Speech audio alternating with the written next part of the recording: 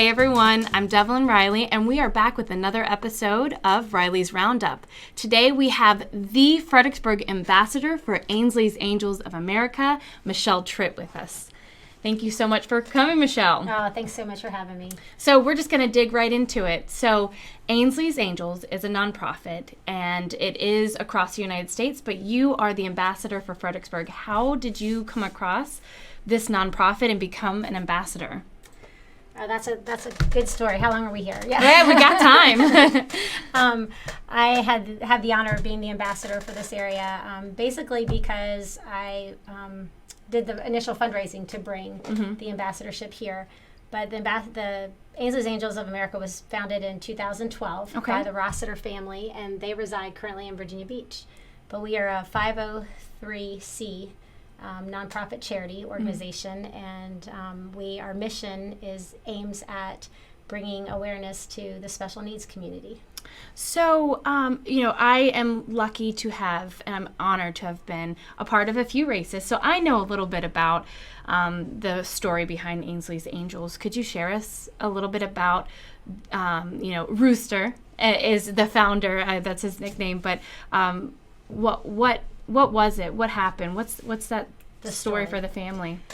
Yes, I'm happy to share some of Rooster and Ainsley's story with you. So when Ainsley was 3 years old, she was diagnosed with INAD, and it's a progressive neurological disease. And so Ainsley's physical therapist in 2008 recommended to their family that they take her for a run. So the family gathered at the oceanfront in Virginia Beach, and put Ainsley in a running chair, and at that time they were racing with a group called Team Hoyt, and Rooster sent Ainsley off, and he said when the wind hit her face, her smile was incredible, and they never looked back, and they went forward from there and have started Ainsley's Angels to share this mission with other families, because immediately for the Rossiter family it was a therapy for them. Yeah. And the focus of Ainsley's Angels is to, you said, create awareness for the special needs community, but to be inclusive. I think inclusive is such a strong word. Absolutely. So is that an issue for there are a lot of people, I think, if they don't experience this, they don't really know. But when it comes to races, marathons, 5Ks, 1 mile runs, typically with the special needs community, is there a lot of support out there? Prior to Ainsley's.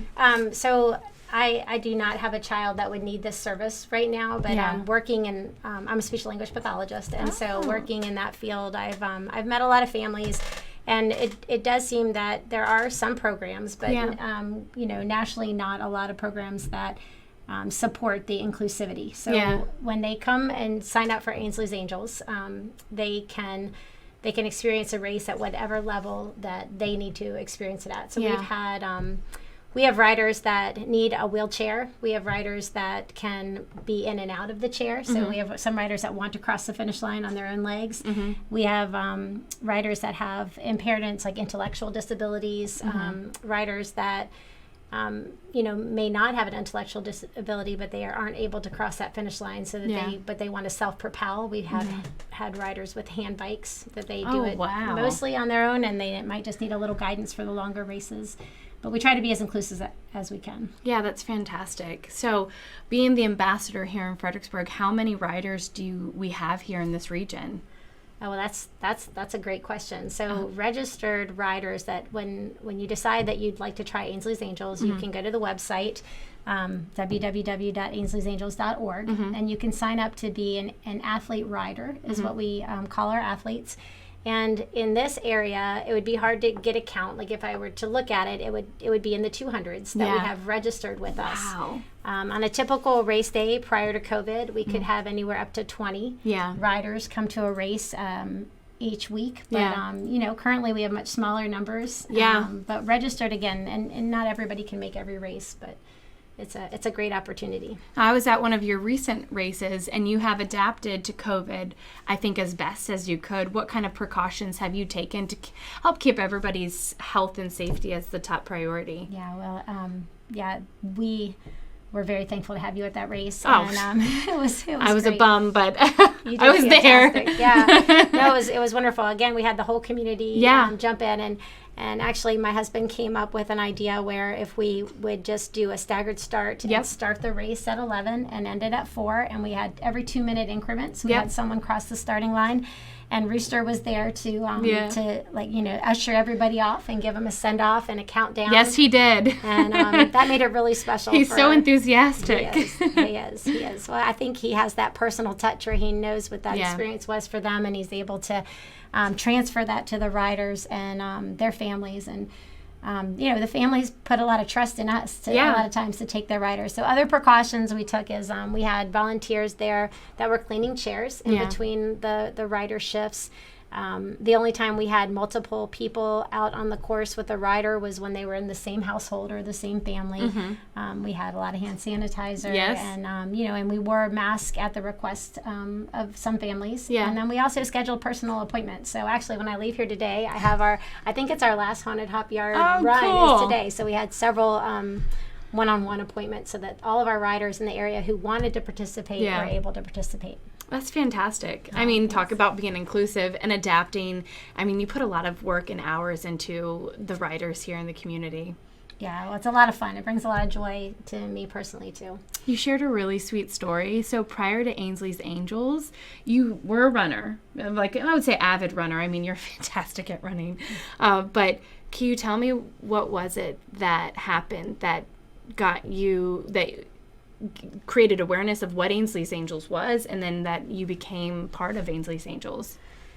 Well, I think the story I shared with you was at the Marine Corps Marathon the year before we started Ainsley's. I was running just to run the marathon, right, to train and to run it. And when I came across the Blue Mile at the same time, I passed an Ainsley's rider. Gosh. And so it was double whammy. It was the recognition of being there and the awe of the Blue Mile, which, as you know, brings recognition to fallen soldiers. And then seeing the Ainsley's Angels rider there and just being overwhelmed with cheering for them at the same time, it was pretty special. And I thought, I have to do this. I have to do, you know, maybe both of them, but one or the other. But I've actually gotten to do a couple of runs with Wear Blue as well, so it's been great. So at that point, there was not I know I referred to it as a chapter, but there wasn't an ambassador here in Fredericksburg.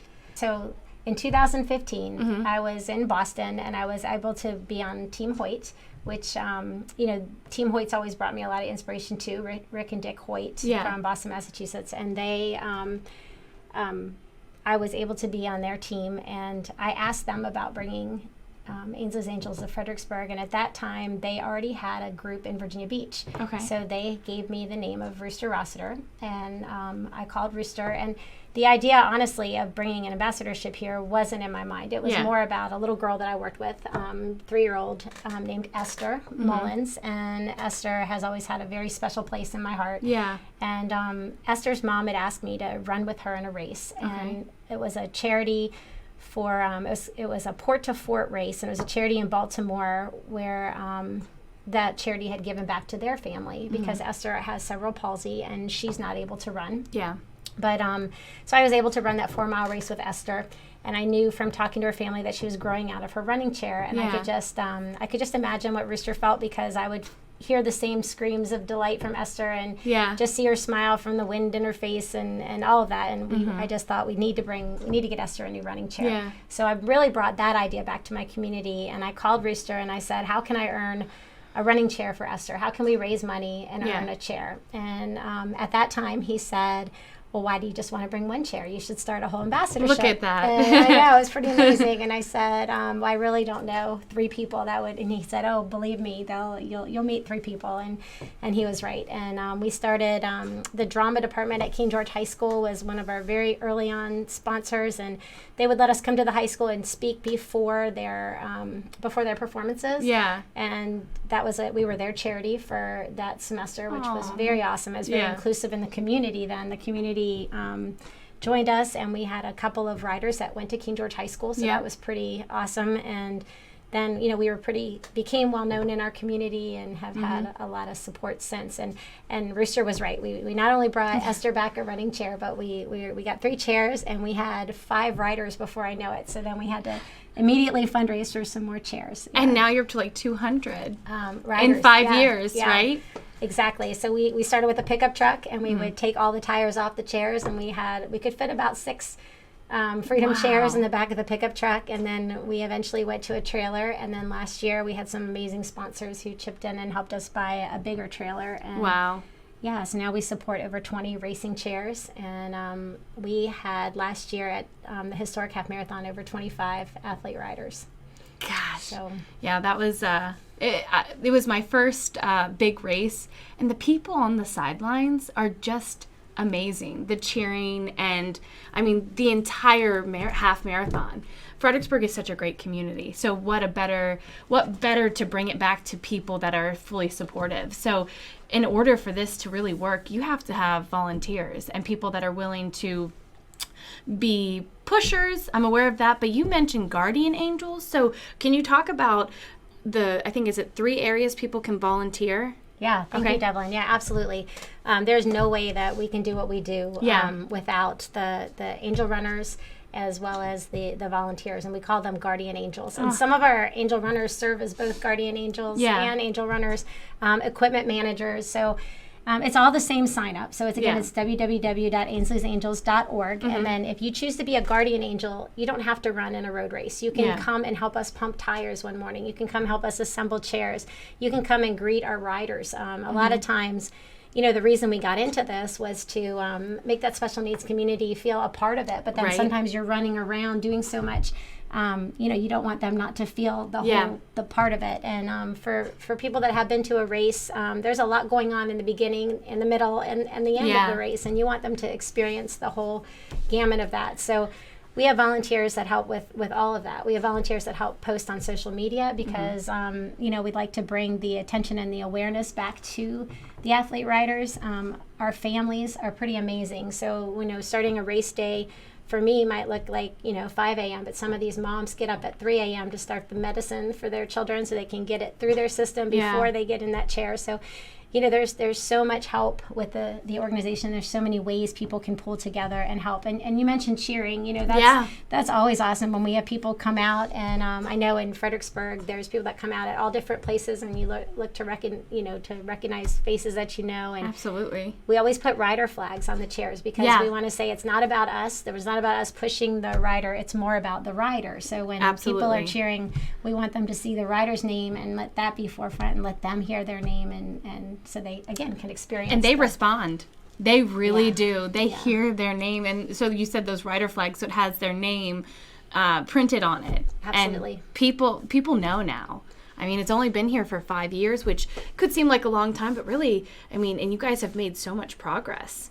So, like, you've grown to 200 riders, and I don't know how many volunteers. I don't even know if that's an answer you would have, how many volunteers that you have, but what are goals for the future? I mean, you got in the historic half.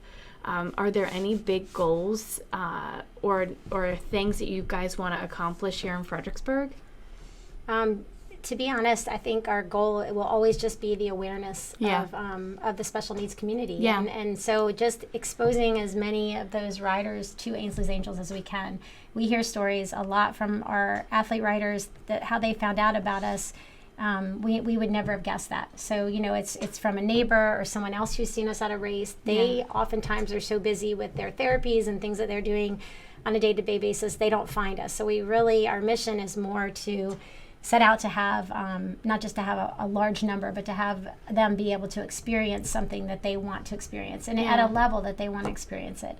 You had mentioned that we've done marathons, but we've also done things like Spartan races. So we have a rider who has a lot of upper body strength, but he's just not able to do the distance. So, you know, we had a member of our organization write a grant that was approved for the specialized wheelchair that was all terrain, and he was able to do a Spartan race. That's fantastic. Yeah, it was really cool because it took a different type of volunteers to help with that too. Yeah. You know, they had to, this particular individual, he set up some obstacles in his yard and had practices and helped the family prior. So again, it's a therapy like no other. It's a therapy that they can experience inclusion in it and not feel like they have to stay on the sidelines. What kind of gift is that you are able to give Oh my gosh, it brings me yeah. joy. It fills me every day. I know. It's just so exciting. So people that are out there listening right now, there are many ways to volunteer. It's almost like you have something for everyone, even if it's just getting on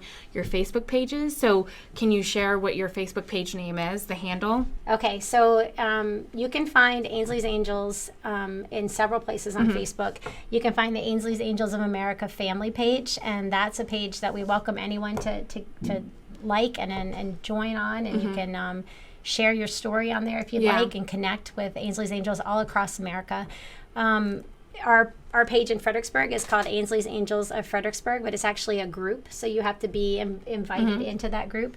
We do have a more public page, which is Ainsley's Angels in Virginia, because we do have 2 ambassadorships in Virginia, one here in Fredericksburg and one in Virginia Beach. Wow. Yeah, so that's one really of 2. Very cool. Yes. Yeah. And the ambassador there, her name is Emily. She's wonderful. And she welcomes all of our Fredericksburg group when we want to go down to Virginia Beach and do the rock and roll half. She's in charge of that, and she welcomes us with open arms. And then usually we have a lot of Virginia Beach riders come here for historic half, so it's great. That's fantastic. It's and great. I don't know if this is something that happens at each of the big races, but I mean, it was an experience. You had a picnic before, so people could meet their riders, and it really just was, I think it gives them extra life, it gives them more colorful, color in their life. And I just, what I see is it helps them make connections. Yeah. So I may not know a lot of what a family's going through. Right. If they're going through complications with feeding tubes, or trying to switch physicians, or whatever they're going through, I may not understand that. But if they immediately meet another family who might have some contacts or some other leads for them, that's where it's wonderful too. We have families that are looking for caregivers, and then other people have experience with that, and we're filling out Medicaid applications, things like that we may not do every day, but these families know what they're doing. So when you bring everyone together, like you said, the picnic, that is one of my favorite times, is just to see everyone make the connections and just say, oh, that's the thing about social media, right? So you're on social media, but then all of a sudden you see this person in real life, and you're like, oh, and you get to know them, and you can see the commonalities. And the other thing I wanted to make sure to say too is that I hope what we're doing, when you say a goal, is to make special needs not so taboo for all generations. We have children in these families that they're used to the tubes and all the medical paraphernalia that comes along with race day. But what it does is it enables other people to see that, a lot of these riders, like you said, they're very excited to be there. They want, and it's quality of life. And then they can teach about their, what's going on with them, and that they're not scary. They want to be talked to. They want to be touched. They want to be loved just like the rest of us. And boy, do they get it during the races. So, I mean, it's like it's a moment where the families can just take a break from the reality that they face every day, and just have this moment that is just, they're surrounded by people that may experience something similar and can understand, and friendships and, friendships that will probably last their whole life. So it's just so amazing. I know that I'm very excited that there's one new thing this year. I do work at the YMCA, but we are partnering now and having you guys come in and having hopefully 5, maybe 10 riders, but with the turkey trot. So is anybody biting yet at signing up to be a rider? Yes, we are very thankful. Cool. I'm very excited to be invited to the turkey trot this year. And just talking with you and the race director, we're very thankful also for having our own wave, which is wonderful. That takes away a lot of concerns for the families that are participating. I think currently we have 3 riders that have actually signed up at this point, which is low at this time. But again, with all the restrictions, I know it's hard. It's been a unique year, but just so excited to continue to make movement here in Fredericksburg, and then just to see where this could lead to. You just never know. Now, there is also an area that people can just donate, right, on the website. Yes. So whether it's, how much does it take to raise money to actually get a chair? So our chairs are different amounts depending on what type of chair it is. Some of our riders need different positioning and just a different ride than others. Some are very sensitive and they need more cushions.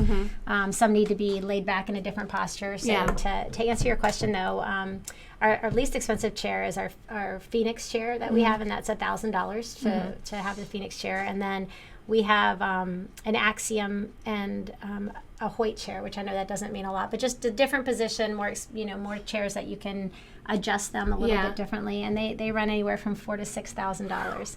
So they're not cheap. So this is like a full-time job, though. I mean, making sure that these riders count on you now. They want to be included. They need something frequent because now they've had the taste of being included. So it's a full-time job for you. So if anybody wants to help, if anybody wants to become a volunteer, if they want to, participate in the races or donate, how can they contact you directly? Definitely through the website. They can click on Virginia and they click on Fredericksburg, and it takes them right to my email address, which is fredericksburg@ainsleysangels.org. Okay. And they can just get right to me if they'd like to. We do have a donation page on the website as well. And they can allocate it to Fredericksburg. Absolutely, yes. Cool. And then that's what they would need to do. They would need to type in. They would want the money to get the Fredericksburg ambassadorship, because it is national. Ainsley's is national, so you're helping riders no matter what across the United States. But if you did want to allocate your funds to Fredericksburg, and that was actually important to us when we started the ambassadorship, is when we were running up in Boston, the money was going up to Boston, so we're really excited now to be here in Fredericksburg and to bring local riders and their families into it. So it just means a little bit more then. Absolutely. So on a side note, I have an article pulled up because I saw this the other day, but Ainsley's Angels was a part of something historic, I think, happening.